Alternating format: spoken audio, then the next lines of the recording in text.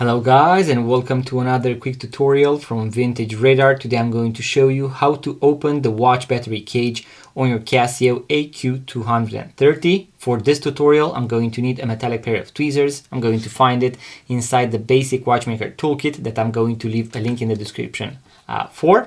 And what we want to do is to insert one tip of the metallic pair of tweezers right here in order to push this plate a little bit upwards, and as you can see the watch battery cage is going to open. So what I want to do is to insert the tip right here and then push it to the side in order to open it up, and then to close it I'm going to simply push it back in, and voila, that is how you open it and you close it on your Casio AQ-230.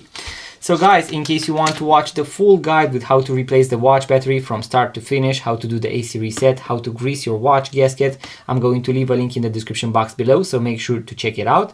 And also guys, in case you want to watch even more videos just like this one, make sure to subscribe, give it a thumbs up, leave a comment, let me know what you would like to see next on this YouTube channel. And in case you want to purchase your first vintage watch, make sure to check out our website vintageradar.com, because we have thousands of vintage watches for sale, link in the description box below. Thank you guys for watching, subscribe, and I'm going to see you in the next video.